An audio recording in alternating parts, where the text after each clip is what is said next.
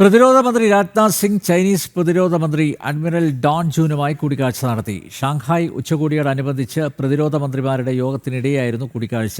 ഉഭയകക്ഷി ബന്ധം ഊഷ്മളമായി മുമ്പോട്ട് കൊണ്ടുപോകേണ്ടത് ഇരു രാജ്യങ്ങളുടെയും ഉത്തരവാദിത്തമാണെന്ന് രാജ്നാഥ് സിംഗ് വ്യക്തമാക്കി. ഷാങ്ഹായ് ഉച്ചകോടിയോടനുബന്ധിച്ച് ചൈനയിലെ കിങ്ദാവോയിൽ നടന്ന പ്രതിരോധ മന്ത്രിമാരുടെ യോഗത്തിനിടയിലാണ് പ്രതിരോധ മന്ത്രി രാജ്നാഥ് സിംഗ് ചൈനീസ് പ്രതിരോധ മന്ത്രി അഡ്മിറൽ ഡോൺ ജുനുവുമായി കൂടിക്കാഴ്ച നടത്തിയത്. സങ്കീർണതകൾ ഒഴിവാക്കി ഉഭയകക്ഷി ബന്ധം ഊഷ്മളമായി മുൻപോട്ട് കൊണ്ടുപോകേണ്ടത് ഇരു രാജ്യങ്ങളുടെയും ഉത്തരവാദിത്തമാണെന്ന് രാജ്നാഥ് സിംഗ് വ്യക്തമാക്കി. വർഷങ്ങൾക്ക് ശേഷം മാനസ് സരോവർ യാത്ര പുനരാരംഭിച്ചതിൽ സന്തോഷം അറിയിച്ചു.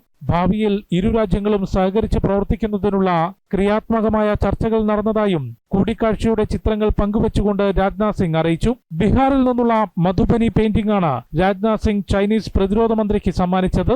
പഹൽഗാം ഭീകരാക്രമണം പരാമർശിക്കാത്തതിനാൽ ഷാങ്ഹായ് സഹകരണ പ്രസ്താവനയിൽ ഒപ്പുവെക്കില്ലെന്ന് പ്രതിരോധ മന്ത്രി നേരത്തെ നിലപാടെടുത്തിരുന്നു. ഭാരതത്തിന്റെ കടുത്ത എതിർപ്പിനെ തുടർന്ന് സംയുക്ത പ്രസ്താവന ഒഴിവാക്കി. ഭീകരരുടെ പ്രഭവ കേന്ദ്രങ്ങൾ സുരക്ഷിതമായിരിക്കില്ലെന്നും പാകിസ്ഥാനെ പരോക്ഷമായി വിമർശിച്ചുകൊണ്ട് രാജ്നാഥ് സിംഗ് പ്രതികരിച്ചിരുന്നു.